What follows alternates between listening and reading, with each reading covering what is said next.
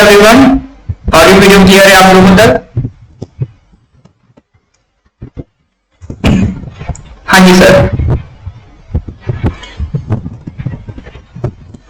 Technically अच्छी बात है, क्लास करने से आपको फायदा हुआ।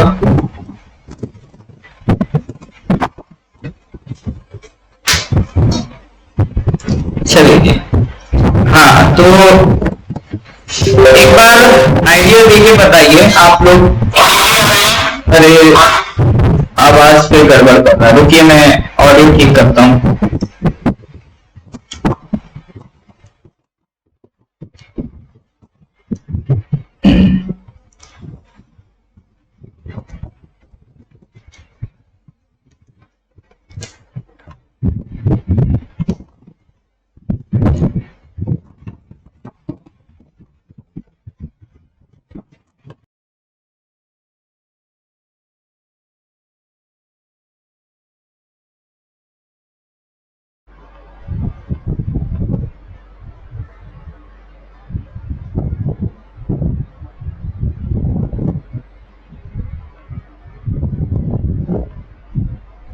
ओके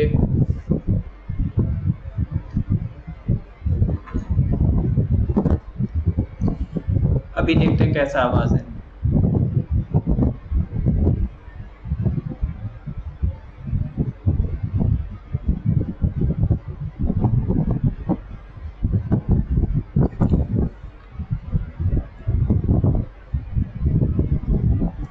अभी हो जाए फिर हम लोग स्टार्ट करते हैं ना।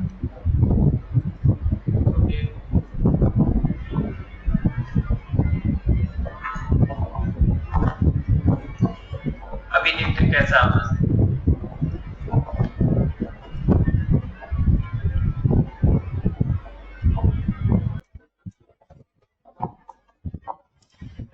देखिए, निराश तो होने की जरूरत है नहीं, है ना, क्योंकि अब जैसा भी रहा मुझे फिर हम लोग स्टार्ट करते हैं ना।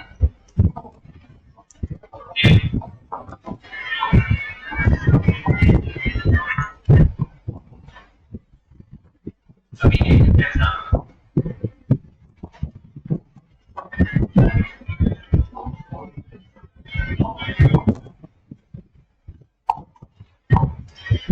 देखिए, निराश तो होने की जरूरत है कि जैसा भी रहा। ठीक है, अभी ठीक है। ऑलराइट,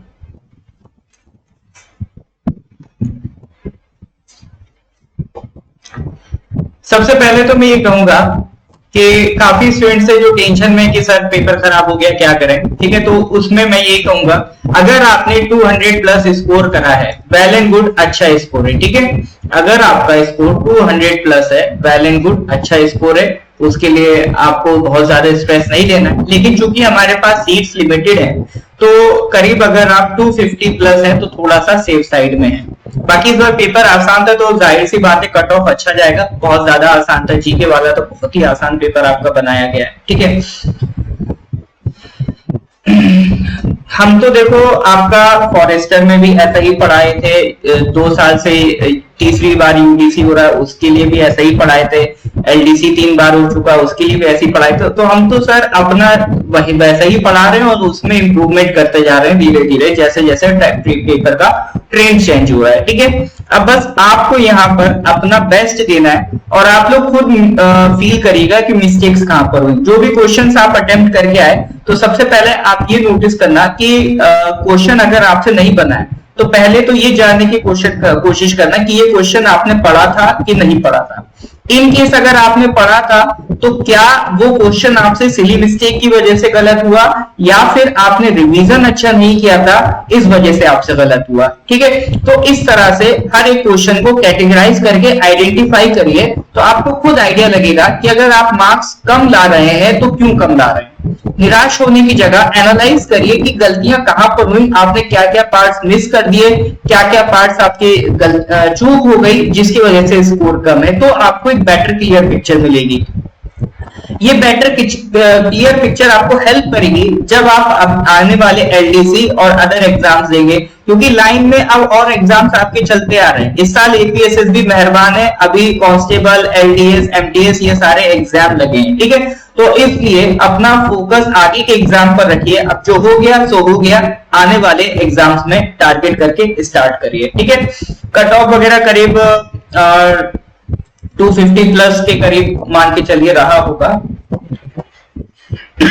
ठीक है। निगेटिव मार्किंग जनरली एपीएसएसबी में नहीं होती है।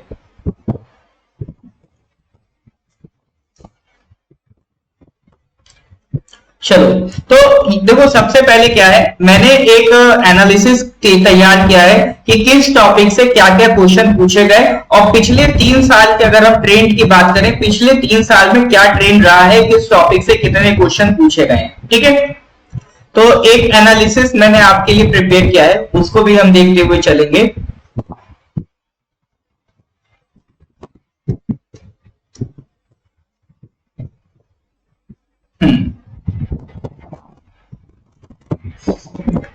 चलो जी, तो एक अगर हम ओवरव्यू करें, ये सब्जेक्ट्स हैं जो जनरली आपसे पूछे जाते हैं, और ये उनके नंबर ऑफ क्वेश्चंस हैं जो पिछले 3 साल में आप उनको चेक कर सकते हो, ठीक है। जैसे 2021 में क्या था, 22 में क्या था, और 23 में क्या आपका ट्रेंड रहा, उसको आप यहाँ पर देख सकते हो। जैसे कि सबसे पहले अगर हम ज्योग्राफी की बात करें यहाँ पर, ठीक है, तो ज्योग्राफी में आप यू कैन नोटिस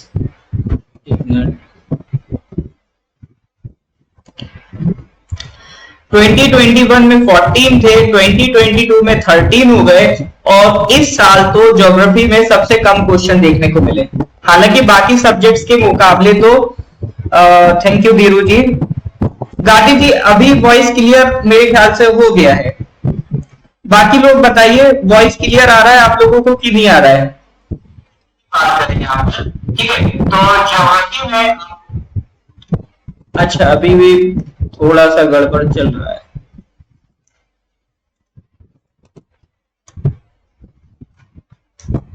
आज थोड़ा सा कोऑपरेट कर लीजिए, मेरे ख्याल से ये माइक ही गड़बड़ हो गया है।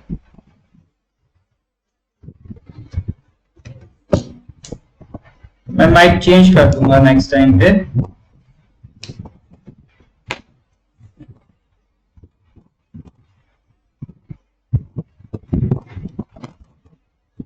ठीक है,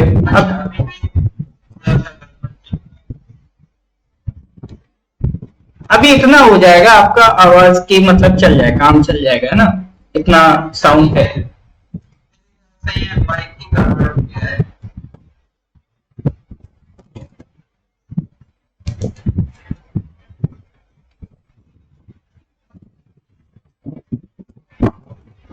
ठीक है, तो अभी आगे बढ़ते हैं। हाँ, तो मैं आपसे कह रहा था कि जैसे ज्योग्राफी की अगर आप बात करो, तो क्वेश्चंस पिछले 3 साल में घटे, है ना। पहले भर भर के क्वेश्चंस पूछे जा रहे थे, इस बार वो क्वेश्चंस में कमी देखने को मिली है। लेकिन इसका मतलब ये नहीं कि क्वेश्चंस कम होते जा रहे हैं तो अगली बार पढ़ना ही छोड़ दो, ठीक है। ऐसा नहीं कि अगली बार पढ़ना ही छोड़ दो।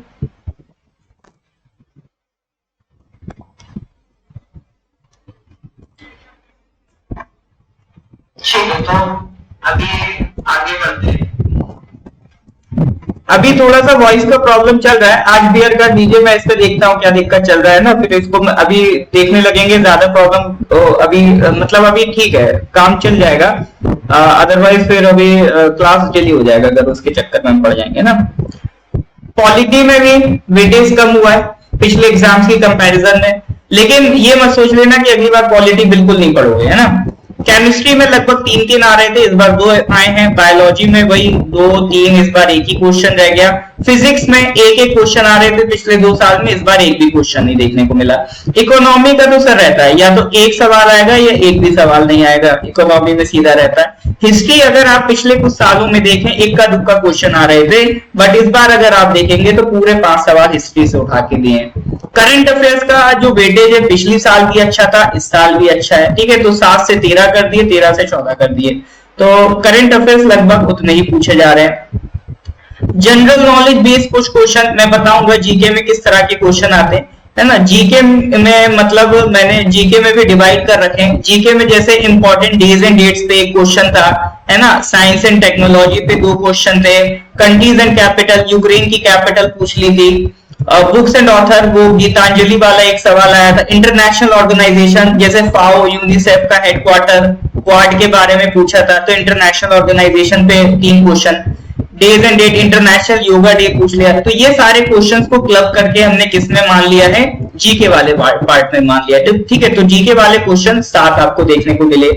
इसके अलावा अरुणाचल जीके का आप वेटेज देखोगे तो 2022 में अभी तक हाईएस्ट रहा है, 11 सवाल थे, बट इस बार ले देके कितने रह गए, 8 सवाल रह गए। ठीक है, तो आप देख सकते हो हर सब्जेक्ट को कितना वेटेज मिला है। अरुणाचल जीके में कुछ लोगों ने इस तरह की अफवाह फैलाई थी कि एपी वो कि अरुणाचल गवर्नमेंट ने मैंडेटरी कर दिया है कि मिनिमम 25% क्वेश्चंस आपका अरुणाचल जीके के होंगे।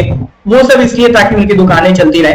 ठीक है, लेकिन ऐसा कोई भी मैंडेटरी नहीं करा गया था। उन्होंने बस कहा था कि हाँ ऐसा करना चाहिए, लेकिन ऐसा कोई मैंडेटरी नहीं था कि आपको मिनिमम 25% क्वेश्चन अरुणाचल जीके के देने ही देने। अगर मैंडेटरी कर देते तो ये 8 सवाल क्यों आते, 50 में से कम 12 या 13 सवाल होने चाहिए थे। ठीक है, एक अरुणाचल जीके के 8 आए और अरुणाचल करंट अफेयर्स के 1 आए, तो कुल मिला के करंट अफेयर्स वाला भी मिला लो तो भी 9 सवाल अरुणाचल से हो रहे थे। ठीक है, और नॉर्थ ईस्ट जीके का पिछले साल एक भी नहीं था, 1 सवाल इस साल वो बिहू वाला सवाल पूछ लिया गया था। तो ये एक कुछ बेसिक डिवीजन है जो आपसे इस बार पूछा गया है करंट अफेयर्स में, ताकि आपको आसानी रहे कि करंट अफेयर्स में क्या पढ़ना होता है। उसका भी मैंने एक डिटेल आपका डिवीजन कर दिया है कि किस पोर्शन से करंट अफेयर्स में किससे सवाल आए। जैसे स्पोर्ट्स हमेशा इंपॉर्टेंट रहता है, स्पोर्ट्स से बैक टू बैक 4 सवाल। ठीक है, ये बड़ी बात है, स्पोर्ट्स से 4 सवाल हैं, जिसमें से 2 तो डायरेक्ट क्रिकेट के सवाल थे, है ना। तो 4 सवाल आपके स्पोर्ट्स से हैं इस बार। एक इंटरनेशनल इवेंट, वो वर्ल्ड एनवायरनमेंट डे पूछा गया। Awards and honour, Nobel prize से रिलेटेड एक सवाल था। अरुणाचल करंट अफेयर्स थोड़ा पुराना था, 2022 का था, बट पूछा गया। पर्सनालिटी बेस्ड क्वेश्चन 2 सवाल आए। अभी प्रेजेंट में किसी की जैसे पूछ लेते ना कि प्रेजेंट में ये मिनिस्टर कौन है, तो इसमें आरबीआई गवर्नर पूछ लिया। साइंस टेक्नोलॉजी 1 सवाल, गवर्नमेंट स्कीम से रिलेटेड 2 सवाल, और 2 थोड़े से मिसलिनियस थे कि जैसे टाटा और सिंगापुर एयरलाइंस क्या मर्जर कर रही है। ठीक है, तो इस तरह से 2 मिसलिनियस सवाल थे। तो ये एक डिस्ट्रीब्यूशन मैंने आपके इसलिए बना दिया है ताकि आपको भी आइडिया रहे कि करंट अफेयर्स में किस सेक्शन से सवाल बन रहे हैं। बहुत से सेक्शंस नहीं पूछे, जैसे बुक्स एंड ऑथर्स नहीं पूछा।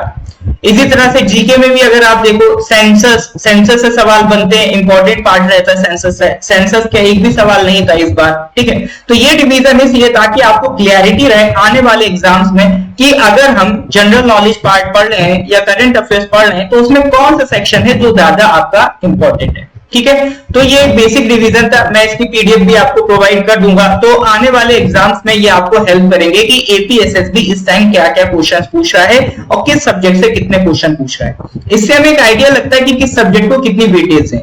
जैसे अभी रिवीजन कराना था तो मैंने इकोनॉमी ना के बराबर कराया, क्योंकि मुझे मालूम था इकोनॉमी का या दुक्का या तो नहीं आएगा या आएगा तो एक आध सवाल आएगा। तो यही इकोनॉमी का ट्रेंड रहता है। मुझे मालूम है क्वेश्चन ज्योग्राफी से पूछे जाते हैं, मुझे मालूम है क्वेश्चन पॉलिटी से पूछे जाते हैं, और आप देख सकते हो कि ज्योग्राफी, पॉलिटी, हिस्ट्री इन्हीं का जनरली वेटेज आपको ज्यादा देखने को मिलता है। और मैं हमेशा कहता हूँ बायोलॉजी से सवाल डिसीजेस पे इंपॉर्टेंट होते हैं, और इस बार डिसीजेस पे सवाल बना। ठीक है, केमिस्ट्री के भी 2 सवाल देखने को मिल गए। तो जिस वेटेज में, हाँ जिस रेशियो में मैंने आपको बताया था कि हाँ सबसे ज्यादा इंपॉर्टेंट ज्योग्राफी रहता है, ज्योग्राफी से ज्यादा सवाल आते हैं, तो वो इस बार भी मेंटेन रहा कि नंबर 1 पे आपका ज्योग्राफी पूछा। ठीक है, तो अब दुखी नहीं होना, अब आगे की सोचना है कि आगे क्या करना है। ठीक है, तो ये तो सर एक बेसिक डिवीजन था। अब इसके बाद हम लोग अपना स्टार्ट करते हैं, तो आज के क्वेश्चन डिस्कशन स्टार्ट करते हैं। ठीक है, चलो तो वीडियो को लाइक कर दीजिए, फिर हम लोग स्टार्ट कर रहे हैं। एक बार थम्स अप दे दीजिए, तो आगे स्टार्ट करते हैं।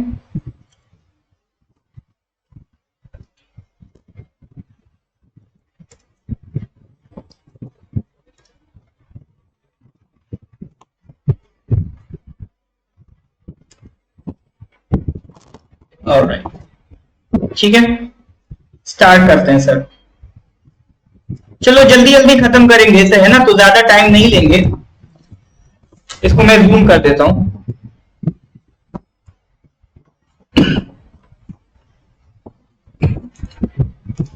अब देखो ये वाला जो सवाल था इसको मैंने जीके की कैटेगरी में डाला है, ठीक है। जीके में स्पेस से रिलेटेड जो सवाल पूछे गए, जैसे ये इन्होंने क्या पूछ लिया, NASA is the space agency of, ये अगर आपने थोड़ा बहुत भी अपना करंट अफेयर्स पढ़ा, अब मैं आपको ये शो कराऊंगा कि करंट अफेयर्स में, ठीक है, कि जीके वाला पोर्शन करंट अफेयर्स से किस तरह से मैंने लिंक कर रखा है, ठीक है। करंट अफेयर्स में मैंने ये कई बार पढ़ाया है कि नासा किसकी ऑर्गेनाइजेशन है, यूएसए की ऑर्गेनाइजेशन है, इससे ज्यादा डिटेल में हम लोगों ने पढ़ा है, ठीक है। तो ये तो ऑब्वियसली बात है, इसका करेक्ट आंसर नासा होगा। The neutron is discovered by, ये केमिस्ट्री का सवाल है सर, ये अपना आपका नोट्स में मैं कहता हूं कि इलेक्ट्रॉन्स, प्रोटॉन, न्यूट्रॉन्स पूछता रहता है कि किसने डिस्कवर किए, तो न्यूट्रॉन पूछ लिया, कौन था सर, चैडविक था।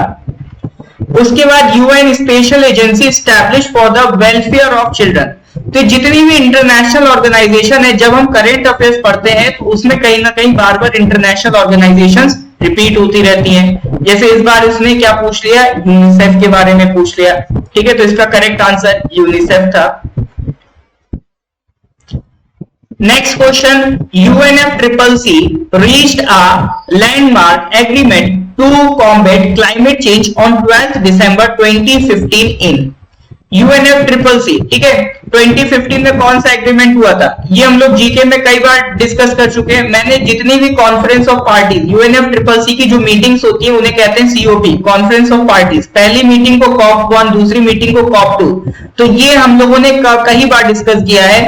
COP21, ठीक है, इसको मैंने ज्योग्राफी की कैटेगरी में डाला है, एनवायरमेंट वाले पार्ट में, लास्ट में जो ज्योग्राफी में एनवायरमेंट होता है उसमें मैं कुछ इंपॉर्टेंट एग्रीमेंट्स बता देता हूं, ठीक है। तो COP21 में जो 2015 में पेरिस क्लाइमेट एग्रीमेंट हुआ था, तो उससे रिलेटेड है ये। 2015 में पेरिस क्लाइमेट एग्रीमेंट हुआ था, ठीक है, और ये कहां पर हुआ था, पेरिस में हुआ था, ठीक है।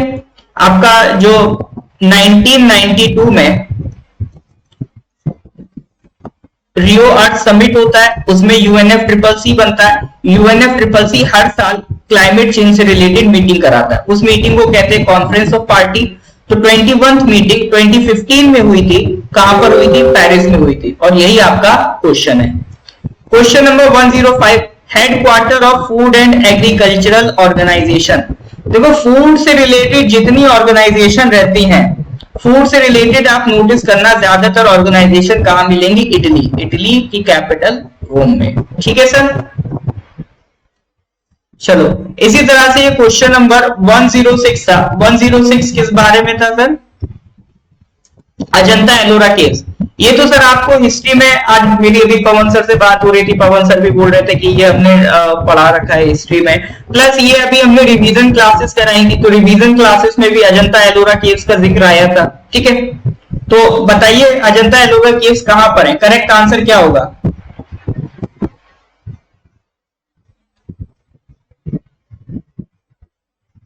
हाँ जी सर, अजंता एलोरा केव्स ये पढ़ाया है आपको, कहां पर लगा के आए आप लोग।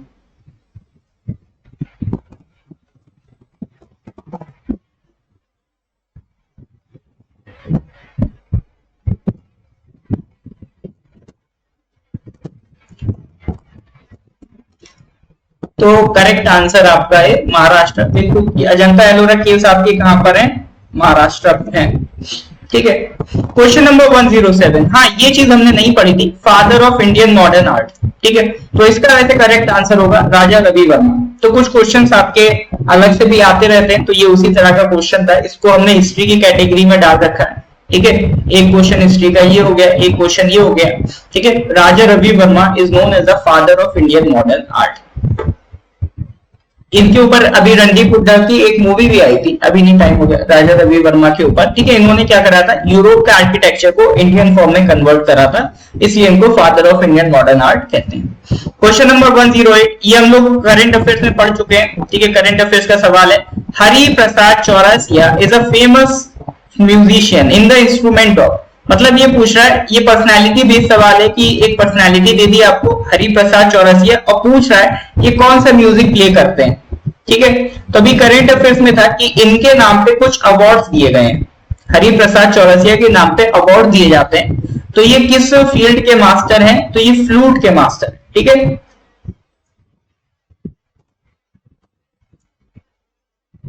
ये फ्लूट के मास्टर है। फ्लूट मतलब बांसुरी। कई लोग शहनाई से कंफ्यूज होके शहनाई लगा के आते हैं, ये भाई साहब ने भी लगाया, ठीक है, लेकिन आप क्या लगाएंगे? फ्लूट। करेक्ट आंसर आपका फ्लूट होगा, ठीक है भाई, बांसुरी के मास्टर है। नेक्स्ट आ जाओ सर आप,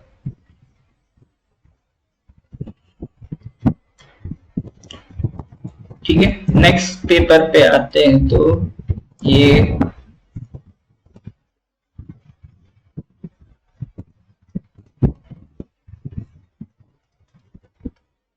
राम प्रसाद, हरि प्रसाद चौरसिया हो गए। हाँ, next question, in a production of raw materials the money in hand is called. ये सवाल सर इकोनॉमी का है, ठीक है, ये चीज हम लोगों ने नहीं पढ़ी है, ये एक्चुअली ये हम लोग मैक्रो इकोनॉमी पढ़ते हैं, ये सवाल आ गया माइक्रो इकोनॉमी का, है ना। इसमें होता क्या है, दो कैपिटल होती हैं, एक होती है फिक्स कैपिटल। फिक्स कैपिटल किसे कहते हैं? फिक्स कैपिटल जैसे आपने मान लो कोई प्रोडक्शन कर रहे हो, तो आपने लैंड खरीदा, ठीक है, आपने मशीन्स लगवाई, यानी ये परमानेंट फिट हो गई एक जगह, इसमें आपको बार बार खर्च नहीं करना, ये एक बार आपका पैसा लग गया, इस पैसे को कहते हैं फिक्स कैपिटल, ठीक है। और एक होता है वेरिएबल कैपिटल, ठीक है, वेरिएबल कैपिटल उसी को वर्किंग कैपिटल भी कह देते हैं। ये मतलब जो आपका रोजमर्रा का खर्च है। मनी इन हैंड मतलब जो आपका डेली का खर्चा है, कि मान लो आप रॉ मटेरियल ला रहे हो, आप लेबर को पैसा खर्च कर रहे हो, ठीक है, बिजली का बिल जमा कर रहे हो, तो ये क्या है? आपका डेली का खर्चा है, यानी ये पैसा है आपका जो मनी इन हैंड है, ये आप अपने पास रखते हो ताकि ये जो रोजमर्रा के खर्चे हैं ये पूरे किए जा सके। इसी को वेरिएबल कैपिटल भी कह देते हैं, या फिर इसी का दूसरा नाम है आपका वर्किंग कैपिटल, ठीक है। तो इसमें आंसर फिक्स कैपिटल नहीं होगा, कुछ लोग फिक्स कैपिटल लगा के आए हैं, इसका करेक्ट आंसर आपका क्या होगा? वर्किंग कैपिटल होगा। क्वेश्चन नंबर 110, इससे आसान सर क्या ही बनाएगा? Present governor of RBI Shaktikanta Das, ठीक है। Next question, which of the following is not in the Quad. Quad में 50 बार रिपीट कर चुका हूं करंट अफेयर्स में। क्वाड में 4 कंट्रीज है, ऑस्ट्रेलिया, यूएसए, जापान, इंडिया। तो इसमें कौन नहीं है? रशिया नहीं है। मीटियोलॉजी इज अ साइंस ऑफ, ठीक है, ये जब आपको ज्योग्राफी में बताया जाता है तो दो चीजों का डिफरेंस बताया जाता है, एक होता है क्लाइमेट की स्टडी, एक होती है वेदर की स्टडी। तो क्लाइमेट की स्टडी को क्लाइमेटोलॉजी कहते हैं, वेदर की स्टडी को मेट्रोलॉजी कहते हैं। मेट्रोलॉजी वेदर बताता है, मतलब डेली बेसिस पे क्या चेंज हो रहा है। क्लाइमेट जो एक लॉन्ग टर्म के बेसिस पे चेंज होता है, वेदर जो डेली बेसिस पे चेंज होता है, ठीक है। तो वेदर की स्टडी मेट्रोलॉजी, और मेट्रोलॉजिकल डिपार्टमेंट्स पढ़ते हैं, साइक्लोन पढ़ते हैं, तो ये मेट्रोलॉजी वर्ड आता है। तो ये तो बहुत ही आसान सवाल था, ठीक है।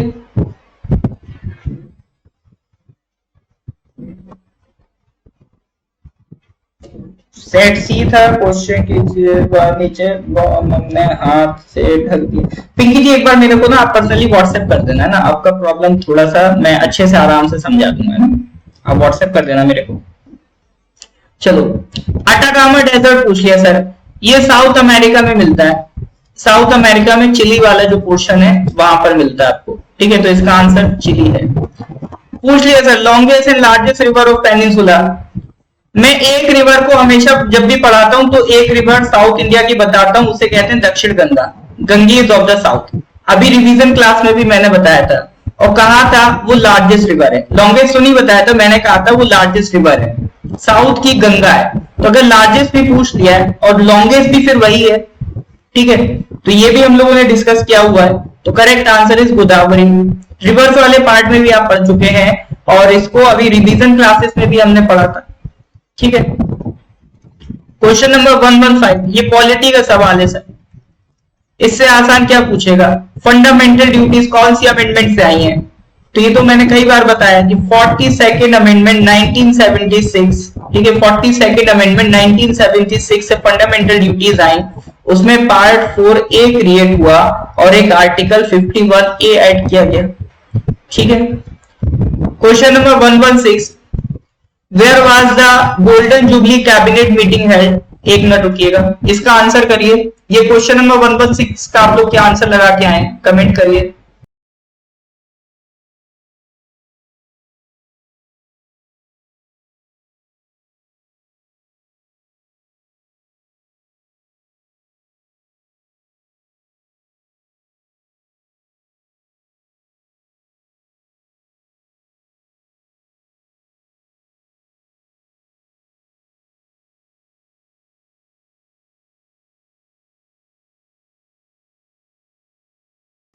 ऐसा नहीं कि मन मन में सही करा है, ओएमआर में भी सही करना होता है ना, एग्जामिनर से कहो नहीं मेरे दिल में तो यही जवाब था।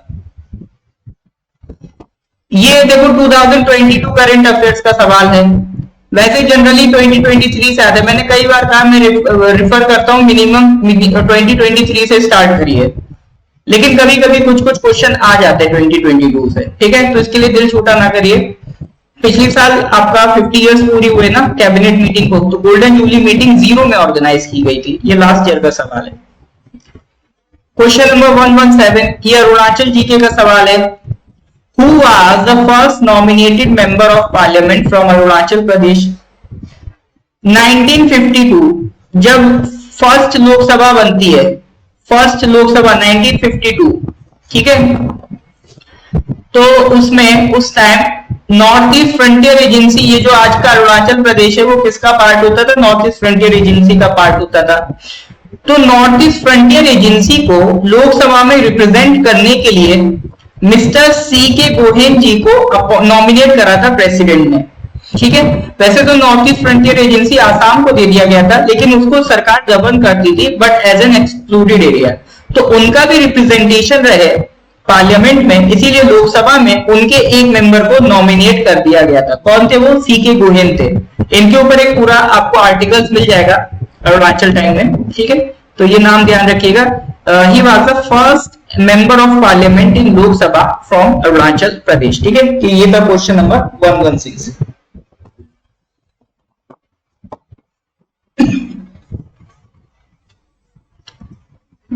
ये 1952 की मैं बात कर रहा हूं, ठीक है।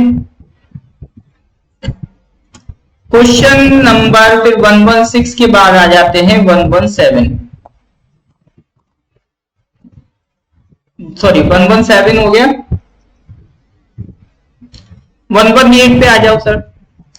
118 इन 2018 पाके केसान डिस्ट्रिक्ट, ये 25th डिस्ट्रिक्ट है, youngest district of Arunachal Pradesh, 25th district है सर। ये किससे अलग होके बनाई गई थी, 2018 में बनाई गई थी ईस्ट कामेंग से अलग होके। क्वेश्चन नंबर 119, लोसार, सोलून, द्री, चालू लोगू, ठीक है, ये सब करंट अफेयर्स में है, ये अरुणाचल जीके की पीडीएफ में भी है, ये भी आपका मेन फेस्टिवल्स हैं। ये तो ऑब्वियसली बात है, इस पे क्या गलत करोगे, ये तो सर अरुणाचल प्रदेश के अलावा और कोई ऑप्शन है नहीं लगाने को।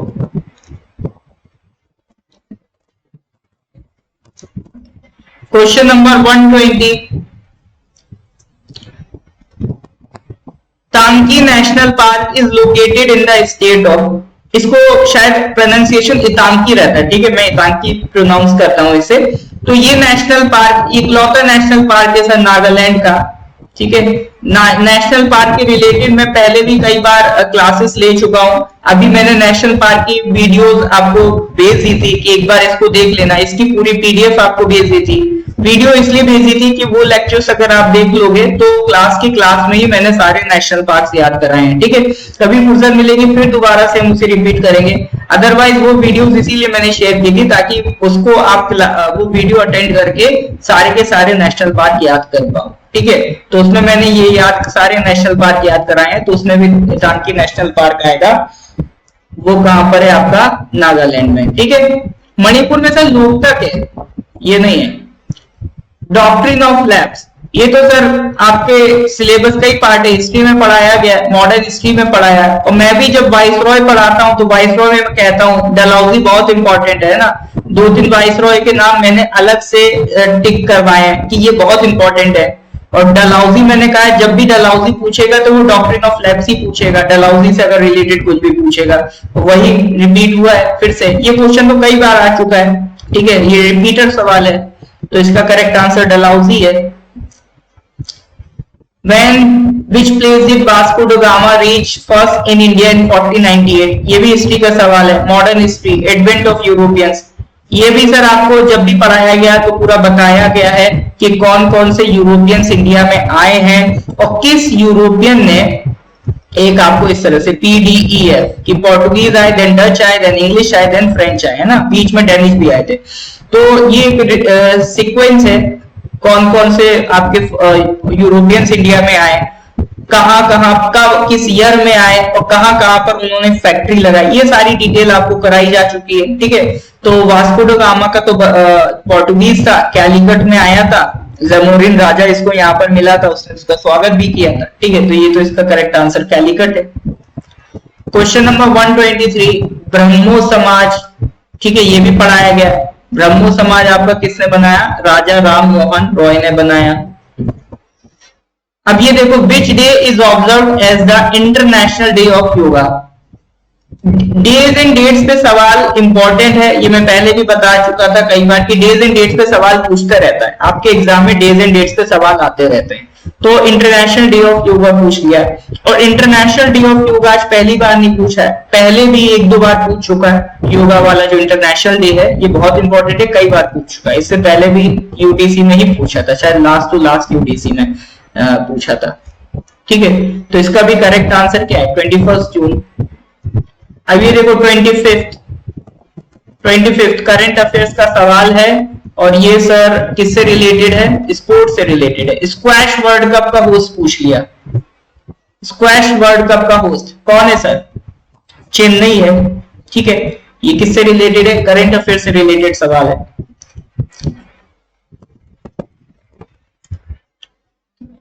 चलो जी, क्वेश्चन नंबर 126, टाटा ग्रुप और सिंगापुर एयरलाइंस अनाउंस कर दिया उन्होंने, किसका मर्ज कर रहे हैं?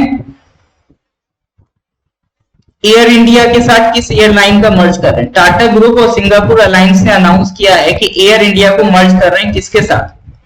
टाटा की ही विस्तारा के साथ। ठीक है, इसको मर्ज करने के बाद इंडिया की लार्जेस्ट इंटरनेशनल एयरलाइन कंपनी बन जाएगी। ठीक है, एयर इंडिया विस्तारा जब मिल जाएंगी तो ये लार्जेस्ट इंटरनेशनल एयरलाइन बन जाएगी इंडिया की, और second largest domestic airline India की बन जाएगी। ठीक है, तो एयर इंडिया किसके साथ मर्ज होगी?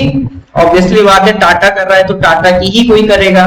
इंडिगो, किंगफिशर, स्पाइसजेट ये टाटा की नहीं है। टाटा की कौन सी है सर? विस्तारा है। और कौन सी एयरलाइन है टाटा की? एयर एशिया है, वो भी टाटा की है। ठीक है, ये इसको इसीलिए मैंने करंट अफेयर्स में मिसलिनियस में डाला कि इस तरह के क्वेश्चन वैसे एक्सपेक्टेड नहीं रहते हैं पूछे जाए, बट पूछ लिया तो क्या कर सकते हैं। ये देखो सर, ज्योग्राफी में सोलर सिस्टम से सवाल आया है। ठीक है, सोलर सिस्टम से इस बार लेकिन क्वेश्चन का लेवल इन्होंने अच्छा कर दिया। पहले तो चलो वही सारे प्लैनेट पे घूम फिर के सवाल आते थे, लेकिन इस बार थोड़ा सा चेंज करा है। जैसे इस बार पूछा brightest star in the sky, तो दैट इज आपका सीरियस। ठीक है, क्वेश्चन नंबर 128, ये देखो बायोलॉजी का सवाल है सर, बायोलॉजी जनरल साइंस। ठीक है, मैंने कहा है उसमें डिसीजेस वाला पार्ट इंपॉर्टेंट है, और डिसीज पे ही सवाल आ गया। 4 डिसीजेस दी है, पूछा कौन सी बैक्टीरिया से नहीं होती है। ठीक है, typhoid, Vibrio cholerae bacteria, typhoid cholera, ठीक है, टाइफाइड साल्मोनेला, ये सब बैक्टीरिया है। ट्यूबरक्लोसिस माइकोबैक्टीरियम बैक्टीरिया है। ठीक है, चिकन पॉक्स एक वायरल डिसीज है, ये वायरल डिसीज है, वेरिसेला से। ठीक है, ये एक वायरल डिसीज है। अगला सवाल फिर जनरल साइंस केमिस्ट्री का, केमिस्ट्री का एक सवाल आ गया, दूसरा फिर आ गया atomic number of the element sodium. मैं केमिस्ट्री में बोला था तो एटॉमिक नंबर 1 से 20 तक याद करना जरूरी है, पूछ लेता है, पूछ लिया। एटॉमिक नंबर 11 पूछ लिया, सोडियम का होता है। ठीक है, तो सोडियम का क्या होगा? 11 होगा।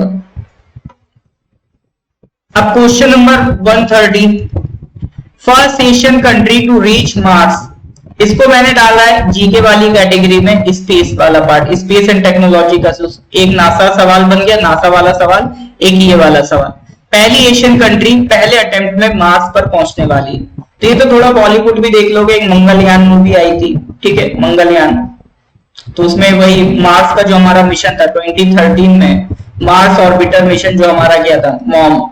ठीक है, पहला अटेम्प्ट में ही हमने मार्स पे अपना मिशन भेज दिया था। तो 130 correct answer is India.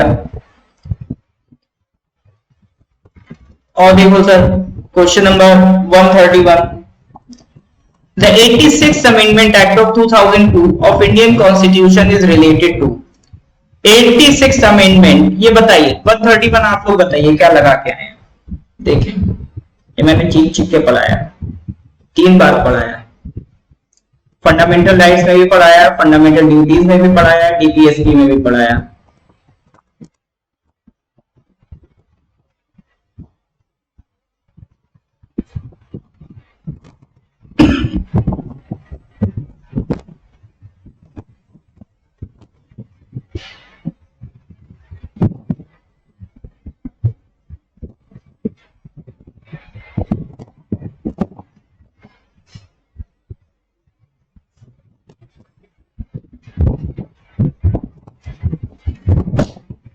Eighty amendment sir, बिल्कुल राइट टू एजुकेशन से रिलेटेड है। इसी अमेंडमेंट से आर्टिकल 21A फंडामेंटल राइट्स में ऐड हुआ, ठीक है। और आर्टिकल 51A जो फंडामेंटल ड्यूटी है उसमें ड्यूटी नंबर के 11th ड्यूटी इसी से ऐड हुई। फिर डीपीएसपी में भी, जो हर किसी को नहीं पता होता है, पार्ट 4 आर्टिकल 45 चेंज हुआ था। आर्टिकल 45, ठीक है, एजुकेशन से रिलेटेड। पहले वो 6 to 14 इयर्स ऑफ एज के एजुकेशन की बात करता था, फिर 6 to 14 years of fundamental right बन गई, तो इसको यहाँ चेंज करके 0 to 6 इयर्स कर दिया, ठीक है। तो ये 3 चेंज किससे करे गए थे? 86 अमेंडमेंट 2002 से करे गए थे। तो इसका तो सरासर सीधा सीधा जवाब क्या होगा? Right to education. और मैं कई बार बोला था, मैंने जब फंडामेंटल राइट्स पढ़ाया था तो आपको याद होगा, मैंने कहा था राइट टू एजुकेशन बहुत इंपॉर्टेंट है आपके एग्जाम के लिए, ठीक है। और राइट टू एजुकेशन पे सवाल बनते हैं और ये बने, ठीक है। अभी देख लो, उसमें फायरमैन में राइट टू एजुकेशन का वो पूछ लिया था, राइट टू एजुकेशन के लिए जो लॉ बना था, ठीक है। ये तो अमेंडमेंट था, उसके बाद लॉ बनाया गया था राइट टू एजुकेशन का। वो कब बनाया गया था? वो फायरमैन में पूछा गया था। राइट टू एजुकेशन कौन सा आर्टिकल है? आर्टिकल 21A एलडीसी में पूछा गया था, ठीक है। तो राइट टू एजुकेशन के अराउंड जो भी क्वेश्चंस बनते रहते हैं वो बहुत इंपॉर्टेंट होता है, तो पूछते ही रहता है, ठीक है।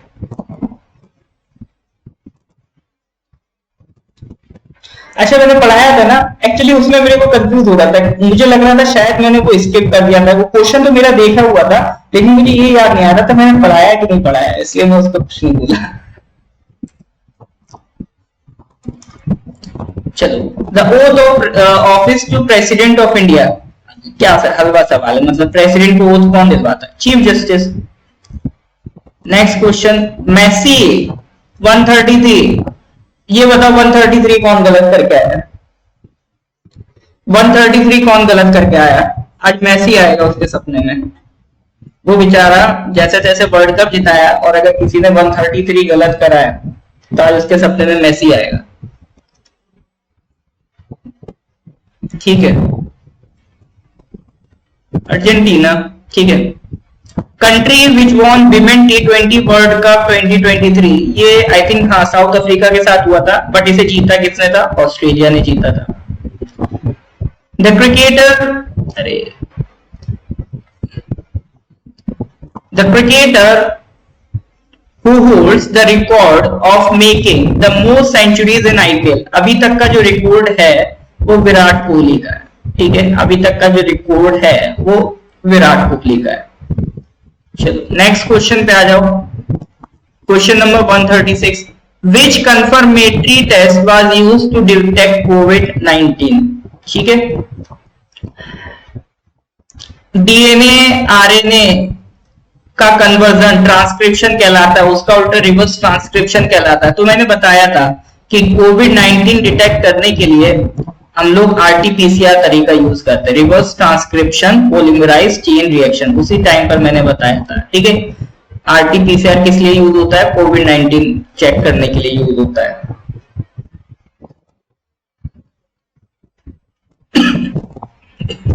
मोर्टन मेडल केमिस्ट्री में अवार्ड जीता है, ये क्लिक केमिस्ट्री, इन्होंने एक नया इन्वेंशन किया, एक नया कंसेप्ट दिया क्लिक केमिस्ट्री का, उसके लिए इन्हें क्या मिला? नोबेल प्राइज मिला है, ठीक है। ये डैनिश है, ये डैनिश है, मतलब ये कहां से बिलोंग करते हैं सर? डेनमार्क से बिलोंग करते हैं, ठीक है। 138, time magazines 2022 person of the year, ये तो मुझे अच्छे से याद है, ये करंट अफेयर्स में हमने पढ़ा था। 2022 person of the year time magazines किसको डिक्लेयर किया गया? Volodymyr Zelensky, president of the Ukraine को डिस्कवर बोला गया है। गीतांजलि, देखो ये बुक्स एंड ऑथर का सवाल है ना। कुछ जीके में कई बार क्या होते हैं, जैसे मान लो गांधी जी की, नेहरू की, आपका मौलाना आजाद की, जो भी बड़े बड़े मतलब लोग रहे हैं, उनकी जो लिखी हुई किताबें हैं उस पे सवाल आते रहते हैं, ये भी जीके का पार्ट है, ठीक है, बुक्स एंड ऑथर्स। तो इसमें गीतांजलि पे पूछ लिया, गीतांजलि किसका काम है, तो correct answer is Rabindranath Tagore, ठीक है। अच्छा, आज हुआ क्या था, मैंने आंसर्स भेजे तो उसमें आंसर मैंने टिक करे, बट उसका जब उसको प्रिंट करा ना, पीडीएफ बनाया, तो जो एरो थे वो इधर उधर मिस हो गए, है ना, गलत जगह टिक लग गया या फिर वो इधर उधर मार्क मिस हो गया। इस वजह से शुरू में जो मैंने आंसर की भेजी थी वो गड़बड़ हो गई थी, उसमें 2-4 क्वेश्चन इधर उधर होने की वजह से आंसर की गड़बड़ हुई थी। इसीलिए मैंने सारे जितने ग्रुप्स पे भेजी थी सब पे एक एक करके डिलीट करी, उसके बाद फिर दोबारा से दूसरी आंसर की भेजी थी, है ना। तो आप लोग इंश्योर करना कि आप लोग जो लेटेस्ट वाली आंसर की है, जिसमें मैंने मेंशन भी कर दिया था कि ये लेटेस्ट है और ये फाइनल है, उसको ही आप लोग यूज करें, ठीक है, वो आंसर की फाइनल है। चलो जी, तो ये करेक्ट आंसर क्या हो गया, रविन्द्रनाथ टैगोर।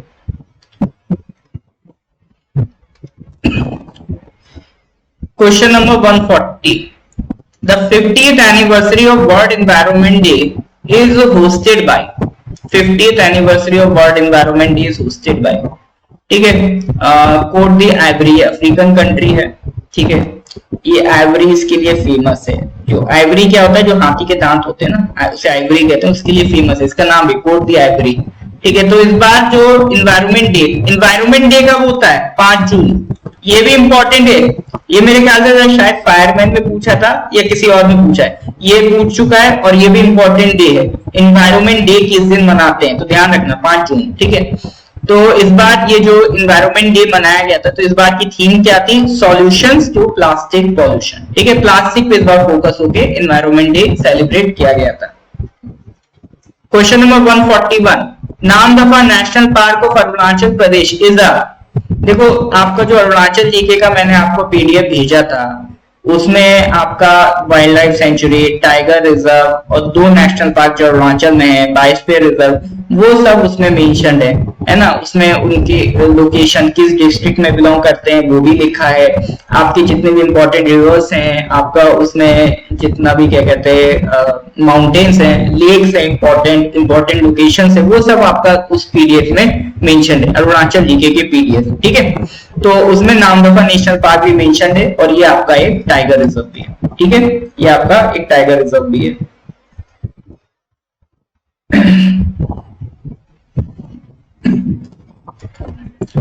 अब आप लोगों को एलिफेंट रिजर्व भी याद करा दूंगा मैं धीरे धीरे। Which town is situated on the confluence of Sipu and Yomgo rivers, ठीक है। सीपू और योंगो के कॉन्फ्लुएंस पे आपका कौन सा शहर मिलेगा, आलोंग या कह लो आलू, ठीक है। तो question number 142 correct answer is Aalo. Question number 143, who was the first speaker of Arunachal assembly, जब अरुणाचल में असेंबली बनती है तो पहले स्पीकर कौन थे, आपके नोक में नमाती जी थे, ठीक है। Dibang river bridge is the, देखो जो नंबर 1 का ब्रिज है वही आपका वो भूपेन हजारिका या कह लो ढोला सादिया ब्रिज, वो तो आपका क्या है, इंडिया में लॉन्गेस्ट ब्रिज है, ठीक है। तो वो अरुणाचल और आसाम को कनेक्ट करता है। उसके बाद जो दिबांग रिवर ब्रिज है वो सेकंड लार्जेस्ट रिवर है, करीब करीब अप्रोक्सीमेटली 6 किलोमीटर लंबा ब्रिज है, ठीक है। तो second largest second longest bridge है इंडिया में ओवर वाटर, ठीक है, इसको ध्यान रखिएगा। 144 फर्स्ट तो वैसे भी नहीं लगा सकते, ढोला सादिया भूपेन हजारिका उस ब्रिज के बारे में तो इतना पढ़ा है, अरुणाचल जीके में भी उसमें मेंशन है ढोला सादिया ब्रिज के बारे में, तो वो फर्स्ट है ना सर, तो फर्स्ट तो नहीं हो सकता, ठीक है। तो इसमें करेक्ट आंसर इज सेकंड। चलो नेक्स्ट क्वेश्चन था, college of horticulture and forestry is situated at, देखो अरुणाचल में जो इंस्टीट्यूशंस हैं उस पे एक सवाल जनरली आता रहता है कि अरुणाचल यूनिवर्सिटी कहाँ पर लोकेटेड है ना, आपका आरजीयू कहाँ पर लोकेटेड है, या कोई भी एक इंस्टीट्यूशन अरुणाचल का उठा के वो उस पे सवाल बना देता है। ये जनरल एक ट्रेंड देखा जाता है अरुणाचल जीके में, तो ये भी उसी ट्रेंड का नतीजा है। अरुणाचल जीके का college of horticulture and forestry कहाँ पर है सर, ये पासीघाट में, ठीक है। मणिपुर का एक ब्रांच है, ये कहां पर है, पासीघाट। क्वेश्चन नंबर 146 काफी पुराना सवाल है, ये आपका एलडीसी का सवाल है, एलडीसी में भी आ चुका है। ये एक्चुअल में ये पीएम स्वनिधि स्कीम, ये जब कोविड-19 आया था तो स्ट्रीट वेंडर्स को काफी लॉस हुआ था, तो उसमें सरकार ने ये स्ट्रीट वेंडर्स के लिए ये स्कीम निकाली थी ताकि वो 10,000 का लोन ले सके बैंक से, ठीक है, उनकी मदद के लिए 10,000 का बैंक से लोन ले सके, तो उनकी मदद के लिए सरकार ने पीएम स्वनिधि स्कीम चलाई थी, ठीक है। तो 146 वाज स्ट्रीट वेंडर्स। ये गवर्नमेंट स्कीम से रिलेटेड सवाल है, ये वैसे उम्मीद नहीं थी पूछेंगे, हालांकि इंपॉर्टेंट सवाल है, पहले भी पूछा जा चुका है, ठीक है, और इसको तो हम लोगों ने करंट अफेयर्स में पढ़ा हुआ भी है। Question number 147, in which of the following city PM Shri Narendra Modi unveiled the bust of Mahatma Gandhi recently. अभी रिसेंटली मोदी जी वहां गए थे, जापान गए थे, ठीक है, तो जापान में जो आपका हिरोशिमा थी, हिरोशिमा नागासाकी, जहां पर बॉम्ब गिराया गया था, न्यूक्लियर बॉम्ब अटैक हुआ था, तो वही हिरोशिमा में गांधी जी का एक स्टैचू को उन्होंने इनॉग्रेट किया, ठीक है, हिरोशिमा। तो अभी ये न्यूज में था, मई मंथ का आपका ये करंट अफेयर्स है, मई 2023। क्वेश्चन नंबर 148 देखो, Bihu is the dance form of the state of, हाँ जी,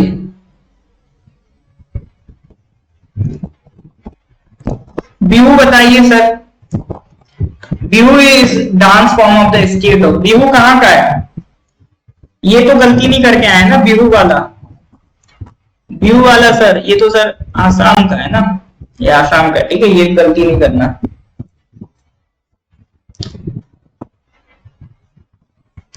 question number 149, 100 days 100 days campaign, ये सर आरबीआई का कैंपेन है, ठीक है, ये आरबीआई का, ये हम लोग करंट अफेयर्स में पढ़ चुके हैं, ये आरबीआई का कैंपेन है, करेक्ट आंसर इज आरबीआई, ठीक है, 100 डेज 100 डेज।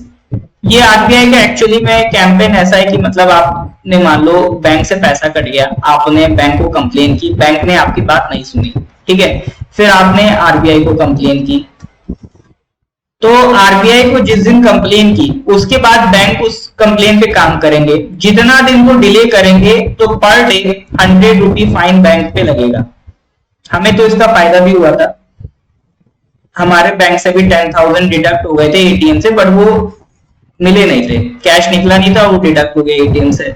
तो आरबीआई में मैंने कंप्लेन किया, 50 डेज करीब लग गए थे बैंक को पैसा रिटर्न करने में, तो उस 50 डेज में 100 रुपी के हिसाब से पर डे 100 रुपी पेनल्टी पड़ रही थी बैंक पे, बैंक ने एज ए पेनल्टी हमें 5,000 पे करा था, ठीक है, तो पर डे 100 रुपी की पेनल्टी बैंक पे पड़ेगी और वो कंज्यूमर को बैंक प्रोवाइड करेगा, ठीक है, ये किसका रूल है, आरबीआई का रूल है।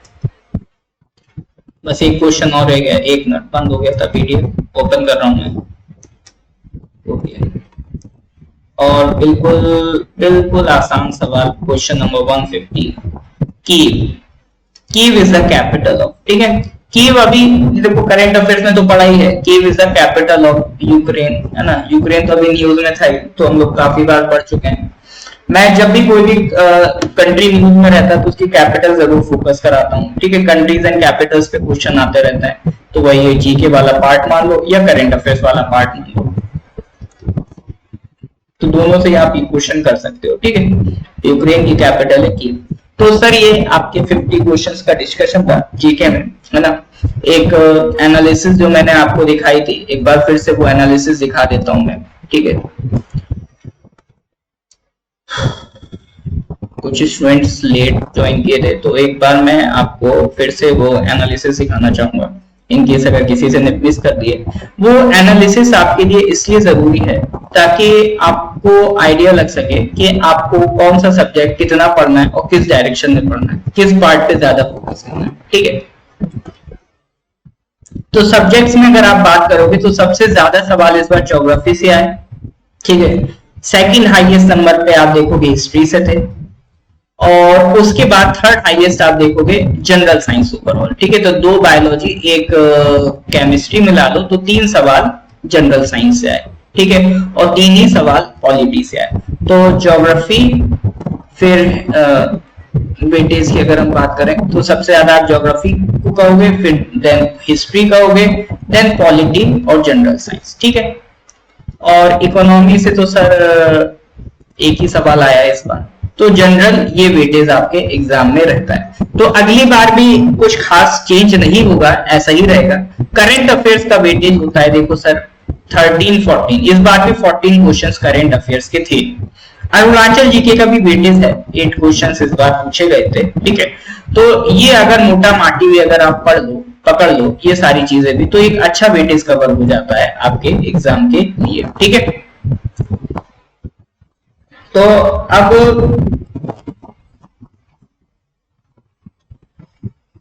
दुख होने के लिए देखो, दुखी होने की जरूरत नहीं है ना। अब दुखी होने से बेटर ये है आप अपने ऊपर काम करो, अपनी एनालिसिस करो, आप ये कोशिश करो ये पता करने की कि क्या क्या आपने मिस्टेक्स करी और क्या क्या आप इंप्रूवमेंट कर सकते हो। या तो भी वो अगली बार भी सेम मिस्टेक्स करनी, तो भी दुखी होने का मतलब नहीं। और अगली बार अगर अपने आप को चेंज करना है, अगली बार आप चाहते हो कि नेक्स्ट टाइम जब आपका कोई एग्जाम आए तो उसमें हम बेटर तरीके से काम कर सके, तो उसके लिए अब टेंशन छोड़ दो, अब काम करना शुरू करो। और मैं बार बार एक ही चीज पे कहता हूं, बार बार एक ही चीज की आपके पास कमी रह जाती है, और इस बार भी मेजोरिटी एग्री करेंगे, रिवीजन। पढ़ के तो सर सब गए थे लेकिन रिवाइज नहीं किया तो एग्जाम में क्वेश्चन नहीं बना। ये जब आपका फर्स्ट क्लास स्टार्ट हुआ था, अभी ईटानगर नाहरलगुन में भी मैंने क्लास के, तब भी मैंने यही बोला था कि एंड में आप एक ही चीज रियलाइज करोगे, रिवीजन। पढ़ते आप भी सेम चीज हो, पढ़ते सभी सेम चीजें, जो सिलेक्ट होंगे जो नहीं होंगे सेम ही चीज पढ़ेंगे, लेकिन डिफरेंस कहां पे आ रहा है? डिफरेंस आ रहा है रिवीजन पे। जिनका सिलेक्शन होगा आप उनसे बात भी करोगे, मिल जाए कोई तो देखना वो यही कहेंगे कि मेरा रिवीजन मजबूत था। तो रिवीजन में ही हम लोग लैग करते हैं, रिवीजन को ही मजबूत करिए, रिवीजन को ही बेहतरीन तरीके से बना के रखिए। जो भी पढ़े इंश्योर करें उसको सवाल अगर एग्जाम में बने तो बना के आए, इतना इंश्योर करें जो भी पढ़े, ठीक है। इसीलिए लास्ट के जब कुछ दिन रह गए थे मैंने कहा था नया पढ़ना बंद कर दो, आप लोग जो भी पढ़ चुके हो ऑलरेडी बस उसी को रिवाइज करते रहो, ताकि जितना पढ़ा है वो इंश्योर कर लो कि वो उससे सवाल आ जाए तो बन रहा है कि नहीं बन रहा है। वरना आपने क्लास करी, मेहनत से अटेंड किया, अपना टाइम दिया क्लास में, और उसके बाद आपने रिवीजन नहीं किया, सवाल एग्जाम में नहीं बना। तो आपने क्लास की और एक पर्सन जिसने क्लास नहीं की, सवाल दोनों से ही नहीं बना, तो आप दोनों में क्या डिफरेंस रह गया? अब ऑब्वियसली आपके पास नॉलेज हो गई होगी लेकिन एग्जाम तो नहीं निकला ना। हमारा यहाँ ऑब्जेक्टिव क्या है? एग्जाम निकालना। तो revision is the most important thing जहां पर आप हमेशा लैग करते हैं। अब इसीलिए अब मैं एक सीरीज स्टार्ट करूंगा जिसमें आपके साथ टेक्निक्स स्टडी डिटेल में डिस्कस करूंगा कि क्या क्या आप पढ़ते टाइम टेक्निक्स यूज कर सकते हैं, ठीक है। तो उन टेक्निक्स पे हम काम करेंगे, उन टेक्निक से आप अपनी तैयारियों को और स्ट्रॉन्ग करिएगा। क्योंकि अब जो एग्जाम है, अब आपको दिख गया सिलेबस वही है, कुछ भी नया नहीं है। तो अगर आपको आगे बढ़ना है, बाकियों से अलग दिखना है, सामने वाले को भी उतनी नॉलेज है जितनी, तो आपको थोड़ी सी स्ट्रेटेजी अपनी एडवांस करनी पड़ेगी जो सामने वाले के पास नहीं है, ठीक है। तो अब हम सिलेबस के साथ साथ स्ट्रेटेजीज पे भी काम करेंगे, अपनी स्ट्रेटेजीज को इंप्रूव करने की डिस्कशन करेंगे, ठीक है सर। चलिए, तो अब हताश नहीं होना है। थैंक यू मोमकान जी, ठीक है। मैं देखो पहले से कहा था कि भरोसा रखना, क्वेश्चंस इसी तरह के बनेंगे, है ना। 80-90% अपने सिलेबस से फंसता है और इस बार भी फंसा है, इस बात की मुझे खुशी है। तो आपका बस काम है उस चीज पे भरोसा करके उसको रिवाइज करना, उसको अच्छे से पढ़ना, ठीक है सर। चलिए, तो आज फिर यहीं तक रखते हैं, है ना। फिर कल से फिर से बैक टू द क्लासेस, वही चीजें फिर से स्टार्ट हो जाएंगी सर, ठीक है। चलिए सर, ठीक है, फिर मिलते हैं सर अगली क्लास में। Till then goodbye, have a nice day. Lecture को अच्छा लगा हो तो लाइक कर दीजिएगा, अपने कलीग्स के साथ शेयर कर दीजिएगा, वो भी थोड़ा सा इसका फायदा उठा लें, ठीक है सर। चलिए, तो गुड बाय एवरीवन। अब आगे का एग्जाम है, नया एग्जाम, नया तरीका, नई अप्रोच, सिलेबस वही है ना, सब्जेक्ट्स वही है, करंट अफेयर बदलता रहेगा। तो फिर मिलते हैं अगली क्लास में। Till then sir, goodbye, have a nice day.